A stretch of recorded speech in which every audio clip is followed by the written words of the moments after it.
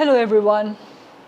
So in this video, we're going to talk about Zeno's paradoxes of motion. So like his paradoxes of plurality, or rather Zeno's paradoxes against motion, so like his paradoxes against plurality, where basically he is attacking the doxa, the common opinions, the opinions of like not just common people but philosophers as well, on the question of plurality.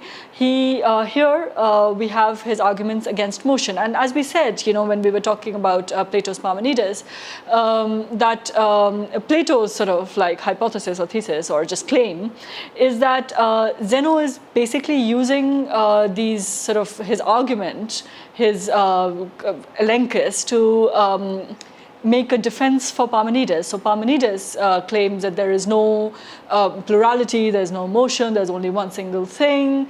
So all of these sort of arguments that Zeno is making is a defense of Parmenides. So in these arguments against motion, we are lucky to have 4 extant fragments and a claim by Aristotle, a testimonial by Aristotle that basically says that there are 4 of them, right? He says they number 4, and then he discusses them. So unlike plurality, where we have Proclus saying there are 40 and then we only have 2 or whatever, few left, here with motion, Aristotle says Zeno's argument about motion, which caused such trouble to those who try to solve those problems that they present, are 4 in number, right? So we have 4 paradoxes, and all 4 Aristotle talks about. Now, when it comes to these paradoxes, they have been subdivided in many ways. So we try to think of them in terms of different kinds of ideas of space, time, movement, and it really is based on certain ancient notions of how we think of space and time and how we think of change and motion, which were very important at that time, and then they continued to be important, and they are still things that we are discussing in this time. So it is something that one really needs to then think about these paradoxes of motion. So basically, if you remember from Parmenides, when he talks about exchange of place, and when he talks about motion, really, when he's talking about the common opinion of mortals, he says exchange of place and change of bright color or something. And so that gives you the notion of one of the different ideas of space and time. So the idea is that space and time are a continuum, right? And the world is a plenum. The world is a full world. There is no vacuum to be found in nature, kind of an idea. So it's a full world, it's a complete world, and in this world then there are no gaps. If there are no gaps, then how do you have movement? You have movement by an exchange of place, right? One thing takes the place of another, and that other things occupies that place. So for example, if I move my hand from here to here, basically that space was being occupied by something, by air in this case, and by moving my hand from here to here changed that space, so that now I have, so there was an exchange of material that was present in that space with other material that was present in that space. And this kind of motion, in that sense, is continuous, it is smooth, right? It's not in like leaps, it's a gradual motion from one part to another. The other idea of motion that was prevalent at that time was the idea of motion in discrete steps, what is called cinematographic, like a cinema motion. So think of it as an animation film or any kind of film where you have many different photographs or paintings which are all static. So these are all these still static photographs, of which you have many, and then basically you put them all together and it looks like one single motion, but the motion is in jerks. In fact, there's a joke that goes that one of them is movement by creeps or motion by creeps, and one of them is movement by jerks, right? By creeps or by jerks. So are you moving slowly, or are you sort of jumping from one to another? I think it was Stephen Jay Gould who talked about it in punctuated equilibrium. I think that's one of the theories of evolution. I'm trying to remember where the joke comes from. So basically, So ancient ideas of motion were subdivided in this too, and you see the culmination of this idea of motion with the Stoics and the Epicureans in ancient times, that is, where you have the Stoics sort of arguing for continuity. So, the idea that space and time are both continuous, and which means at any point where you cut space, you cannot cut it in, discrete sort of parts. There's always a continuity out there. And the Epicureans, who believed that space was composed of tiny indivisible atoms. So it's on the one side, it's infinitely divisible space and time. So famously, for example, Aristotle, when asked about sort of time, he said that it's what is the present? It's a vanishing moment between the past and the future, right? This vanishing moment between the past and the future is this idea of time as a continuity in which any moment that you think of vanishes, because as soon as you try to catch hold of it, it becomes past, and the one that is not yet is yet to come. So that means that it's like gradually, constantly changing, and it's in this continuous chain of change, which means that there are no gaps. The other idea with the atomists, for example, would be that of everything is composed of these little minima. These minima is the word I think that Lucretius would use in Latin. So you have the atom, the uncut, what cannot be cut. So these kind of indivisible atoms of time and space. So that means that any movement that happens is by something that is material moving into a gap. Yeah, so it is by leaps. Movement is by leaps, and it's punctuated. It's not a continuous movement, right? So that's why it is called cinematographic movement. So think of it as a movement in terms of films. Yeah.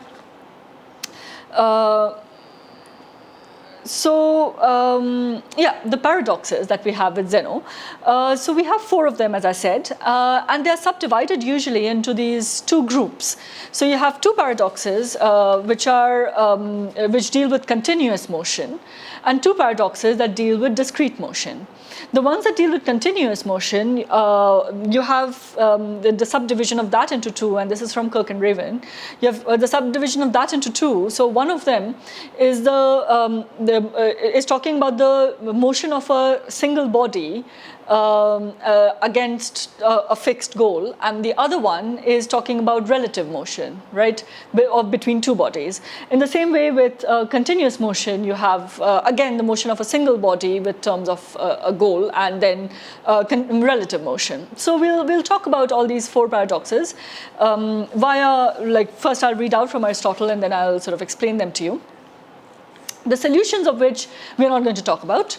We are going to talk more about the paradoxes, the critique that is being offered against plurality. The solutions have been offered through history. Right, they've been offered by, one of the earliest we have is from Aristotle himself. So from Aristotle, and then you have the Stoics and the Epicureans. You have, in fact, before that you have, before Aristotle even, you have, as I said, Zeno is like a kind of dynamite with Parmenides. So you have the atomists and Empedocles and Anaxagoras, so all the pluralists who are trying to come up with these solutions. So you have solutions right since then up to now. The mathematicians believe to have solved these via calculus, and physicists are then bringing it back again and dealing with it via quantum mechanics and quantum physics. So you have these paradoxes turn up in the history of maths and history of science, like throughout. Anyway, so the first one. The first paradox, as named by Aristotle, is called the dichotomy paradox, or the stadium paradox, in which we are imagining a stadium in which you have somebody who is trying to get from one end of the stadium. So let's say this is the goal post in the stadium, and then you are trying, and this is the person, and this person is trying to get from the place out here to the goal post, right? So this is what the paradox concerns. So I'll just read it out for you. He says. Give me a second. The first paradox asserts the non-existence of motion on the ground that which is in locomotion must arrive at the halfway stage before it arrives at the goal. This argument, another fragment from Topics. The first one was from his physics, Aristotle's physics, that is. He says that motion is impossible and you cannot traverse the stadium, right? So what's happening in this paradox? So you basically have this end goal and you have this person who is trying to get to the end goal, right? Now this person, to get to, let's say, this person is at point 0, let's say, and is trying to get to point 1. Now to get from point 0 to point 1, this person will have to get to point half, right?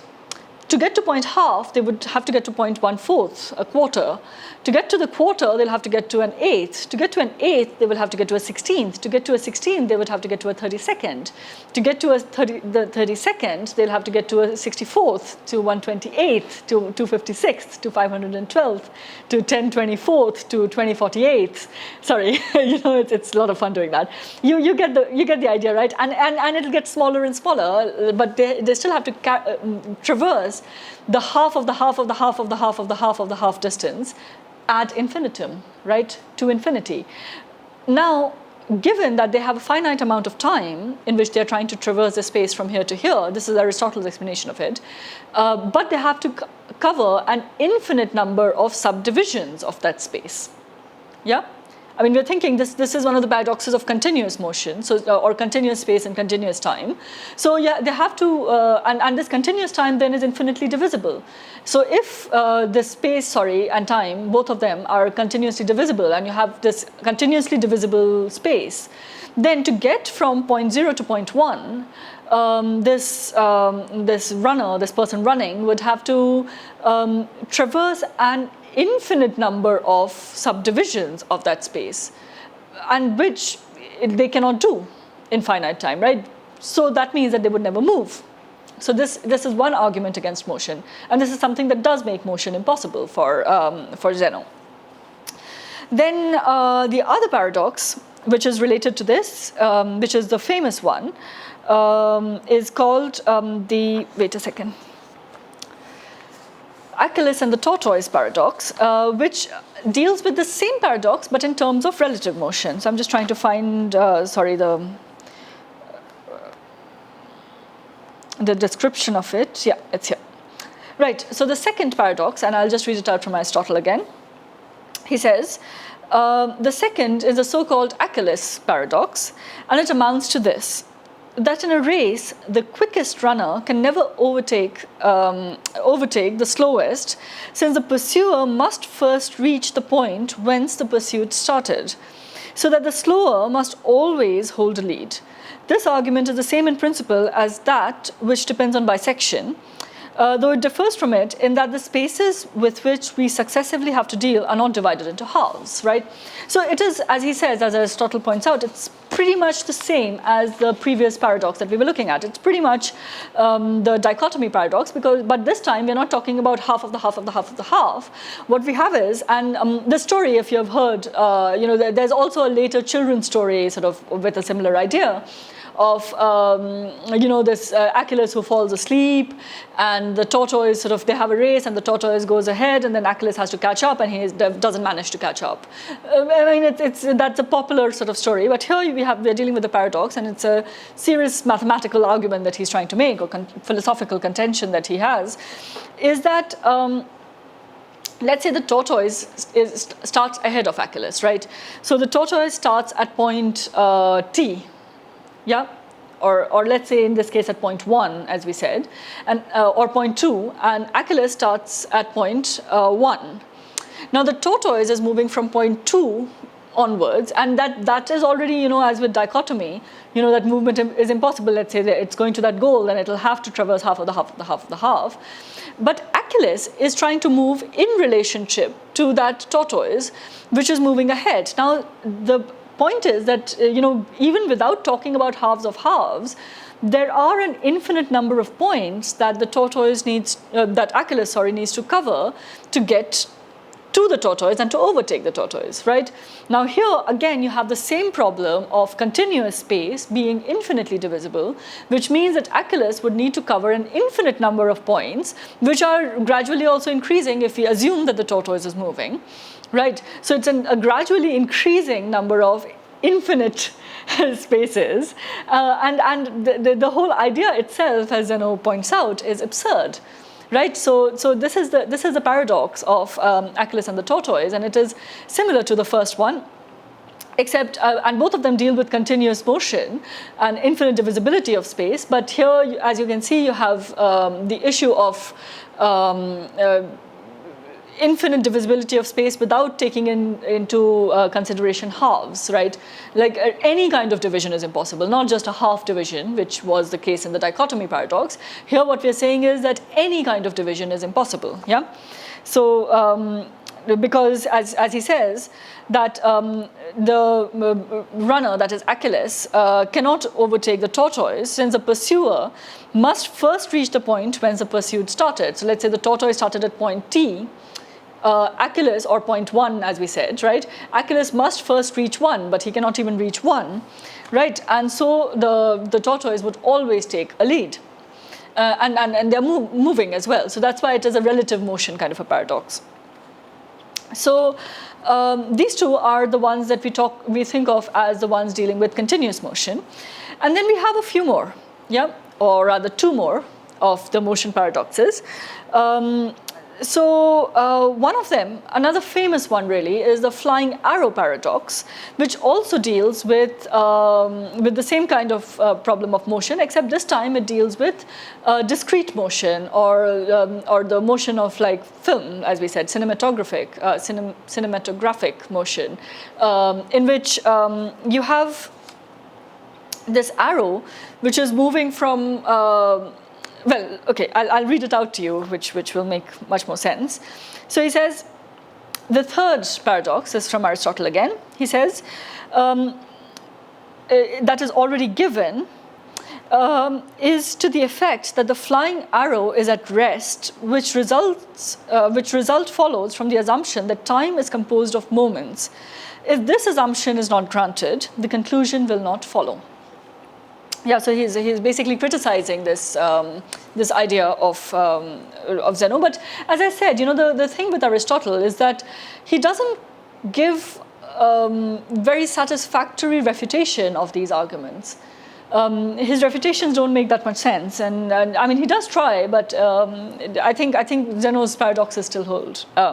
Anyway, so in the flying arrow paradox, now here, what we're doing is we're thinking of time and space in terms of discrete atoms, in terms of minima, right? These little sort of discrete, indivisible atoms of which time and space are composed. Now, if time and space are composed of indivisible sort of minima, then what happens with this arrow that's apparently traversing is that, let's say it starts at point 1, point 0, let's say we should stick to that. It starts at point 0, and then at time 0, it is at point 0. Then at time 1, it should be at point 1. At time 2, it's at point 2, right? But at any given moment, the arrow is at rest, right?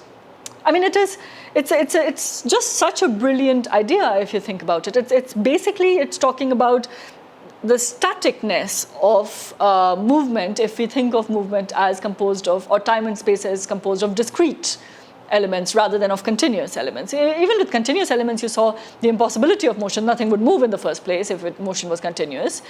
Time and space was continuous. But if time and space is discrete, then any moment that we look at, everything is still, right? So at any moment, you take it at any one single time. You take it at t1. So you have this, let's say again, you have this goal and you have this arrow this time that's going towards this goal. Except, at any moment, it's still, yeah. So you get the idea of this extremely that it's not moving then, right? If it is still at every moment, then it's not moving. That means that it can never get anywhere. This is a fascinating sort of stadium now, where you have this person running who never manages to start.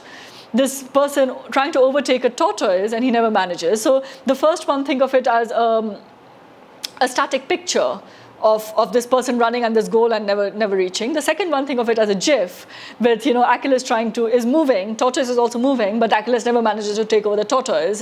He's always there, right? He's like, or maybe like one of those dreams where you're running and running and running, but you're in the same place, eventually. In this third one, there's this arrow, which apparently is moving, but it's just still. At whichever point you look at, it's still, it's not moving, right? You catch hold of that arrow and it's still, maybe it's the Schrodinger's problem, who knows. You have this problem of the flying arrow. And then the last paradox, which is actually the most difficult, and I'll try to explain it, but perhaps we should do it in our interactive session with more detail, which we will, so I'll do it in the interactive session with some, with a slideshow, and maybe I can find a video and share it with you as well, if there's one. So this is called the moving rows paradox, right? In which basically what you have is, let me just see, right. So this one is also dealing with discrete motion, and rather the idea of time and space is discrete. And here, now you're still in that stadium, except now it's like a Dali painting. It's really like a Dali painting. So you have an arrow that doesn't move, you have a runner that doesn't seem to move from where they're running from.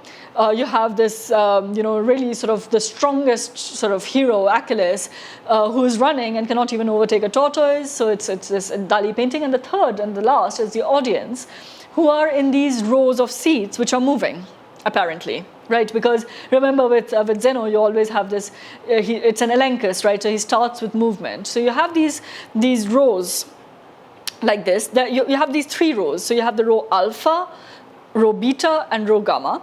And you have these three rows of chairs in which you have row alpha, let's say, which is still, right? So you have these four seats in that row, which are still and sitting out here. So think of it as these four fingers, you have the 1, 2, 3, 4 seats of alpha.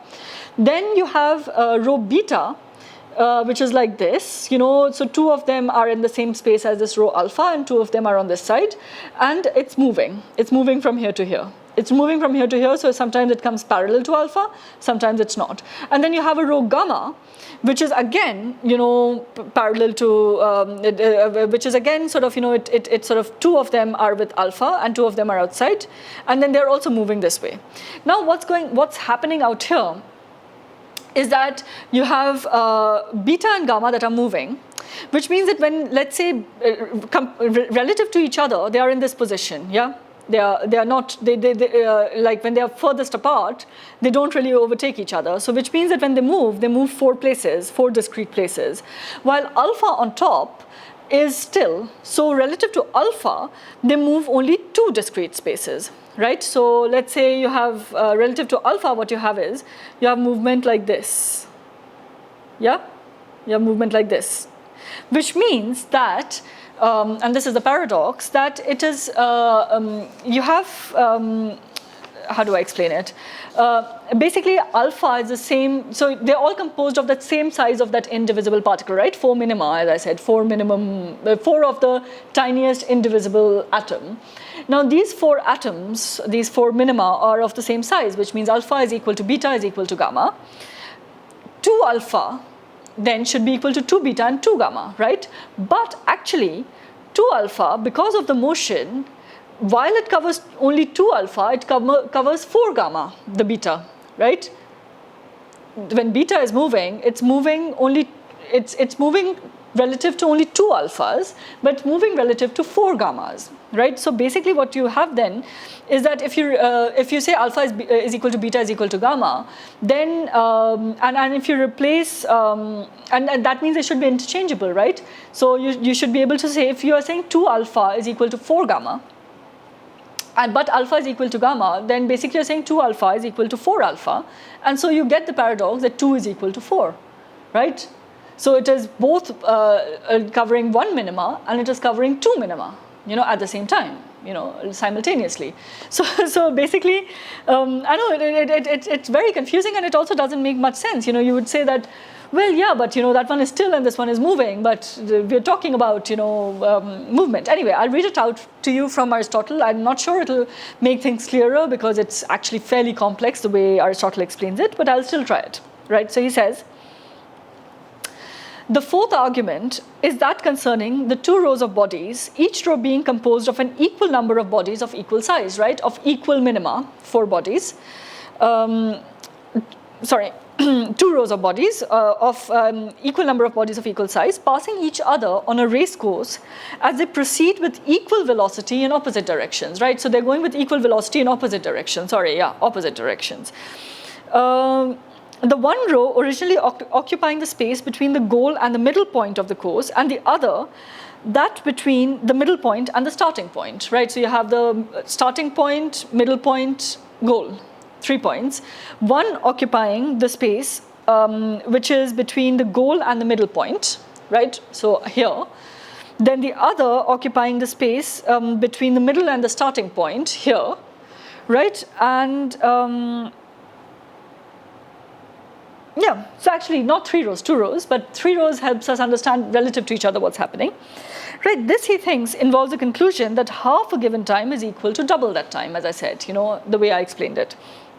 The fallacy of the reasoning lies in the assumption that a body takes an equal time in moving with equal velocity past a body that is in motion and a body of equal size that is at rest, right?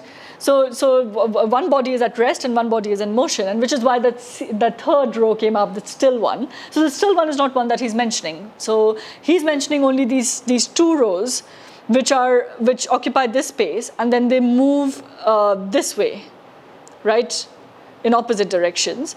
And so they're covering 4 spaces, but at the same time, they're only covering 2 spaces, yeah? So, where is it? Yeah, for instance, so runs the argument, let alpha be the stationary bodies of equal size, beta the bodies equal in number and in size to alpha, originally occupying half the course from the starting point to the middle of alpha, and gamma, those originally occupying the other half from the goal to the middle alpha, equal in number, size, and velocity to beta. Then 3 consequences follow. First, as the betas and the gammas pass one another, the first beta reaches the last gamma at the same moment as the first gamma reaches the last beta. Secondly, at this moment, the first gamma has passed all the betas, whereas the first beta has passed only half the alphas, and has consequently occupied only half the time occupied by the first gamma, since each of the 2 occupies an equal time in passing each body. Thirdly, at the same moment, all the betas have passed all the gammas. For the first gamma and the first beta will simultaneously reach the opposite ends of the course, since, says Zeno, the time occupied by the first gamma in passing each of the betas is equal to that occupied by it in passing each of the alphas, because an equal time is occupied by both the first beta and the first gamma in passing all the alphas. So this is exactly what I explained, except if you followed Aristotle's argument while I was speaking it, you're a genius. I'll show you the diagram that we have from Simplicius, his commentary on Aristotle, which I think we will do it sort of more clearly, more properly when we do the interactive session, but you can have a look at this to see the kind of thing that is being talked about over here. Yep. So as you can see here, again, you have the problem of motion, discrete motion, motion in discrete space and time, where basically you have these bodies moving relative to each other, occupying one space at a time, but then, the 2 minima become 4 minima, kind of a thing, yeah? And the 4 minima become 2 minima, which means that 2 is equal to 4, which is a complete paradox, at least mathematically. So not very convincing for Aristotle, and but for Zeno, yeah, it's a proper paradox. So, as I said, I'm not going to come up with solutions for this, and there are a lot of solutions provided through the history of philosophy, against all of these paradoxes. So you have first from the first pluralist, as I said, Parmenides, Zeno acting as this kind of a dynamite, in this sense. So you have the first pluralists, Empedocles and Anaxagoras, and the atomists coming up with solutions. So Anaxagoras comes up with a solution using infinite space, and he says, yes, well, infinitely large is the same as infinitely small. Then you have Empedocles coming up with a different solution in which he talks about these little minima composed of those 4 elements. And then you have the atomist, which is the most sort of one of the most sophisticated solutions, apart from Anaxagoras. Both of them are sophisticated solutions, in which they're dealing with these same 4 paradoxes. Now, there are 2 more paradoxes that we have, not much talked about, but useful to think of. One of them deals with space, and one of them deals with sound, with sensation. So the one about space is, again, something we can think of it as justification for another of these theses of Parmenides about whether the what is in space, it has a place, the place, whether it has a place. So Zeno's paradox basically says, and this is also from Aristotle Physics, so it says that Zeno's problem, that if place is something, it must be in something. First version. Second version, Zeno's difficulty demands an explanation, for if everything that exists has a place, place too will have a place, and so on ad infinitum, right?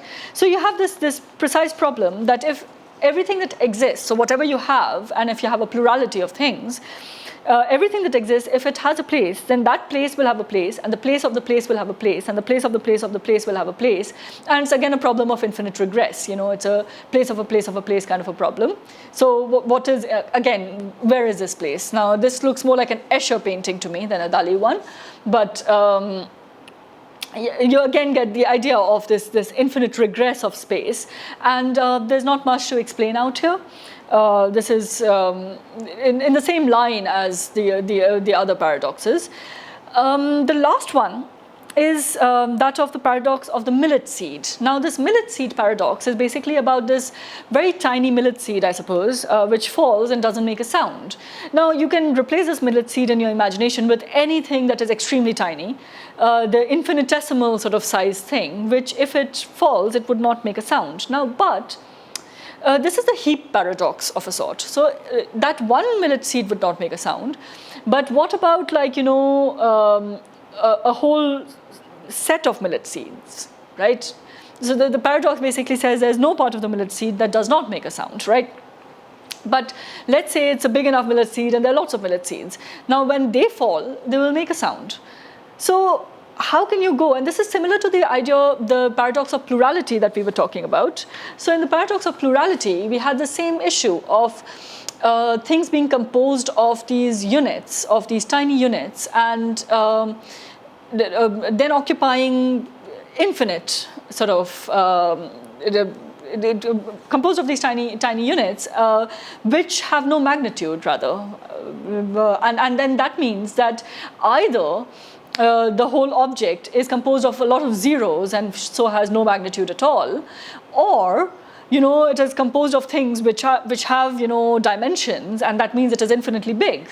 So the same with this millet seed. Either that millet seed, the tiniest infinitesimal part of that millet seed, let's say, does not make a sound. So either it has no sound at all, or it has a sound, and then it is composed of an infinite sort of amount of sound, and so it makes an infinitely loud noise, kind of a thing, right? So it's a very similar paradox to that one. And here it instead of thinking in terms of numbers and geometrical sort of points in a line or anything, we're thinking in terms of sensation.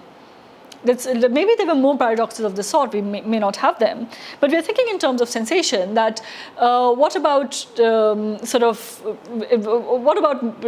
sound, what about feeling, what about anything? Does it, like when you talk about these things, then is there an infinitesimal tiny part of it? And in fact, this again leads us to the same issue of this heap.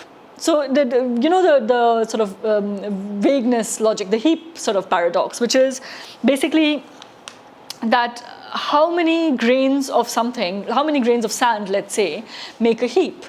So 1 grain of sand doesn't make a heap, 2 doesn't make a heap, 3 doesn't make a heap. How many makes a heap? 50? But then if 50 makes a heap, then does 49 not make a heap? 48 not make a heap? Right? So you see the problem of like fuzzy logic. Like at what point, does it become a heap and is not just a grain of sand? So it's the same issue. At what point will you say that this millet seed makes a sound and is not simply, there's no sound at all? So what is the threshold? Now we're not talking in terms of physical sensations of how much can I hear and how much can the dog hear and how much can the computer hear, but we're talking in sort of very purely conceptual terms, mathematical terms, that if it makes a sound, is there any point where there is no sound? How does it go from 0 to anything? So this is again something which is a problem of limits and continuity. You could call it a calculus problem, you could call it a quantum problem. At quantum level, does it make a sound at this infinitesimal tiny level?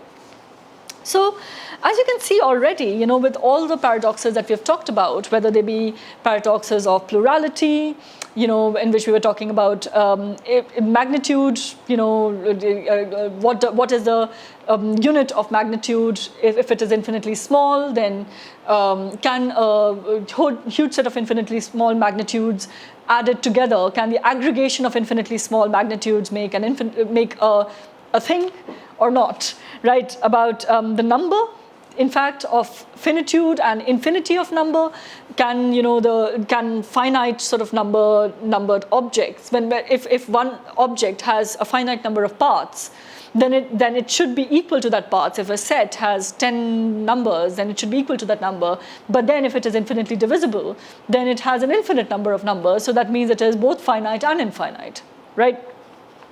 So this is an arithmetic geometric kind of a problem.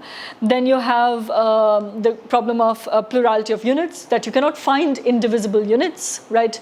The indivisible units are not like, what constitutes an indivisible unit is the question. Is it a 0? Is it a 1? You could go with modern set theory and say, well, everything is suited to a 0. Everything is made of these zeros. But how do you aggregate these zeros to make a magnitude then? So those were the arguments against plurality. Then you had arguments against motion, in which we looked at both discrete motion and continuous motion. We looked at motion of a single body and relative motion of two bodies or more than two bodies. Then you had paradoxes of space and place, and paradox of sound and sensation and feeling. So you can see that all these paradoxes together have posed a pretty big challenge to philosophers and mathematicians and scientists. So it's basically asking in fact, it's a challenge which is come on to these natural philosophers, saying, you guys say that there is plurality, right? There is that the world is composed of like maybe one arche, but many things. There are many sort of the manifestation of phenomena is plural. There is no such thing. Because to claim that there is such a thing, even conceptually, even sort of, in its basic terms, would lead you to claim a number of absurdities. Now, this is what Zeno's paradoxes are bringing forth. This is the challenge that he's bringing forth against the doxa, against the common opinions. And so the three thinkers that we'd cover after, and I've mentioned a couple of times, will deal with this in different ways, and this is something that and which is why they are dynamites in the history of philosophy, as I say, and they deal and Zeno deals with this very, very important question in the history of the philosophy, but also of science and mathematics, of the problem of the continuous and the discrete. So, Kant, when he names the antinomies of pure reason, he talks about, some of these, which he says, well, let's just put them aside and not bother about them because they're too difficult to solve. In which he says, is space infinitely divisible or finitely, or made of discrete parts?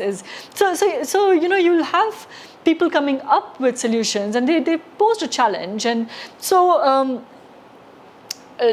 for example, with the Stoics, as I said, we already had a kind of pre-calculus calculus, where they're talking about, in that cone, they're talking about the continuity of space, in which they say, if you cut the cone in half, at any point. Now, which side is bigger is the, like, you know that the size below is bigger, but if you measure the two circles, they're about the same size.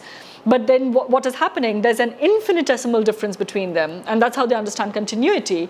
And in fact, the Stoics would come up with solutions for these paradoxes, saying things like, when Aristotle says, you have these, that time is composed of this, vanishing sort of present between past and future. So the Stoics would say, well, let's take a part of this and put it in limits, so this kind of a limit, which for later you'll have in calculus, where you say between this and this limit. So this limit is not fixed. It's a limit that I sort of assume at that moment, at that relative position, for the sake of argument, right? So I say that, okay, I want to, like in the dichotomy paradox, I want to cover this point to this point. Now, how do I do it? So I'm not going towards discrete motion like with the atomists. I'm still saying that the space-time is continuous, but then I basically, when moving, I move tending towards a limit, right? I move tending towards one. So I don't really complete, the half. I'm tending towards half. And that tending towards half, the Stoics thought, were these minima that you could compose, temporary minima of a certain size. They're not a fixed size. So we don't know what size they are, because then that would again cause problems of like, is it exactly half and half of that half kind of a thing. So we traverse a certain distance to complete it. Then anyway, some of you who are doing mathematics would be able to probably explain it better.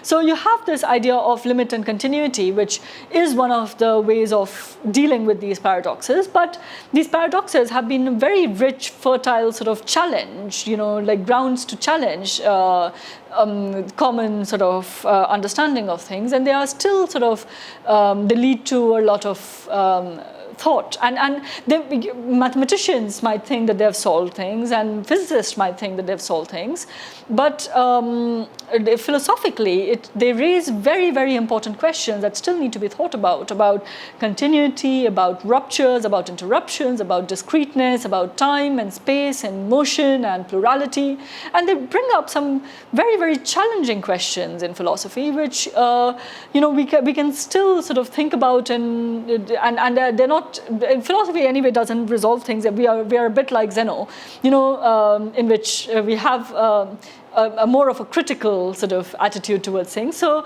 but these are fertile sort of grounds for argument and discussion. And his method, moreover, has been extremely important in the history of philosophy, because in the history of philosophy, then you have